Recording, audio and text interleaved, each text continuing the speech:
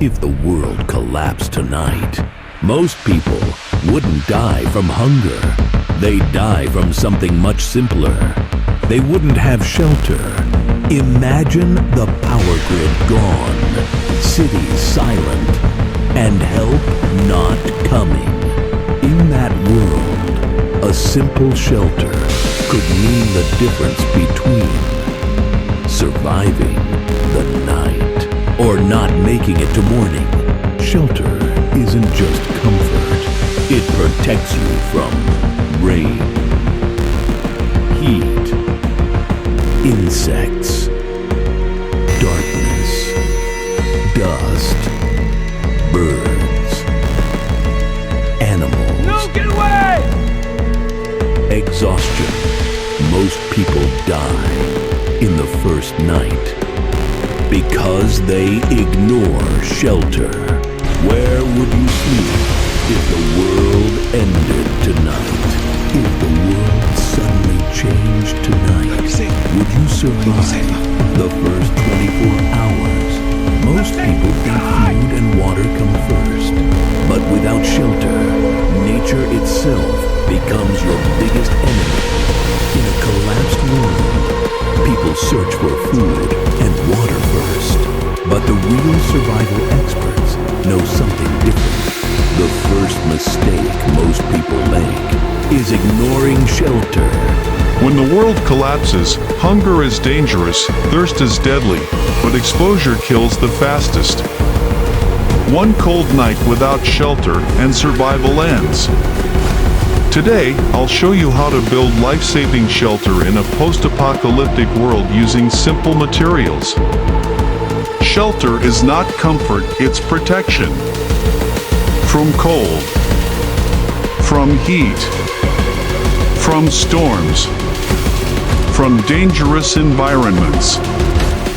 Without shelter, your body loses energy faster and your decision-making gets worse. The rule is simple: secure cover before dark. Never build shelter at random. Choose your location carefully. Look for higher ground, away from flood paths, near resources, not fully exposed, not fully trapped. Avoid deep valleys, damaged structures ready to fall, and open roads. A bad location can destroy even a strong shelter. In a ruined city, your best shelter may already exist. Search for concrete buildings, basements, parking structures, storage units, shipping containers. Block broken windows. Reinforce doors. Create only one entry point if possible. The strongest shelter is the one that hides you. No buildings? Then build fast with nature. The fastest survival shelter is the lean-to style structure. Steps, spoken simply. Find a strong branch support. Lean sticks against it. Cover with leaves, cloth, plastic, or debris. Make the back thick. Wind direction matters. Thicker walls equals warmer inside. Insulation matters more than size. Most heat is lost to the ground, not the air. Never sleep directly on bare surface. Use leaves, cardboard, fabric, foam, dry grass. Even 10 centimeters of insulation can double warmth. You must decide hidden or defended. Hidden shelters reduce risk. Defensive shelters resist threats. Choose based on your situation and supplies. Survival is not about comfort, it's about smart trade-offs. Never build under unstable walls, near dry fire risk, in animal paths, in water flow zones. fully sealed without airflow. Airflow prevents dangerous smoke buildup if you cook or heat. Shelter gives you recovery. Recovery gives you strength. Strength gives you survival. Build smart, build fast, build hidden. Experts teach the rule of threes. You can survive 3 weeks without food, 3 days without water, 3 hours without shelter in extreme conditions. Exposure is the silent, immediate killer. Without the power grid to pump heat into our homes, or air conditioning to cool them down, the environments we live in suddenly become lethal. If the world went dark tonight, here is why shelter would become the ultimate currency and how you would need to adapt to survive. Number 1, the silent killer, hypothermia. You don't need freezing temperatures to die from hypothermia. It can happen in 10-degree C weather if you are wet and exposed to wind. The human body loses heat in 4 ways: convection, wind, conduction, contact with cold surfaces, radiation, giving off body heat, and evaporation, sweat or rain. A proper shelter stops the wind, keeps you dry, and traps the radiant heat of your own body.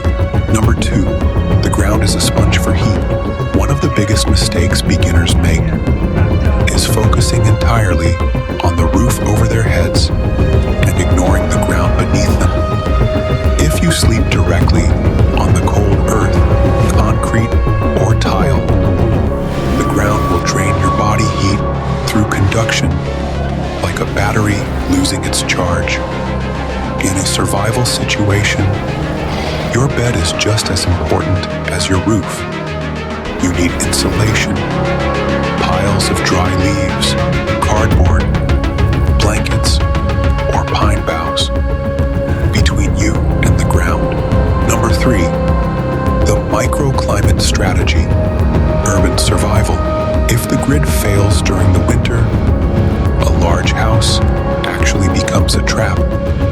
Your body heat cannot warm a living room with vaulted ceilings. The immediate strategy is to create a microclimate. Pick the smallest, most insulated room in the house. Seal the windows and doors with heavy blankets or plastic. Set up a camping tent inside that room. By confining your body heat to a smaller and smaller space, you can keep the temperature inside the tent survivable, even if the house itself drops below freezing. Number 4, the psychological fortress. Beyond the physical protection, shelter provides something equally vital: psychological anchoring. In a chaotic, collapsing world, panic is a secondary killer. A shelter, even if it's just a makeshift debris hut in the woods or a fortified room in a dark apartment, gives the mind a boundary. It separates the dangerous unknown on the outside from my safe space on the inside. It allows you to rest, think clearly, and plan for the morning. People would fight over supermarkets on day 1, not realizing that the cold, the wind, and the rain are already waiting for them outside the sliding glass doors. Food keeps you going next week. Shelter keeps you alive tonight. Just sleep. It's so damn cold.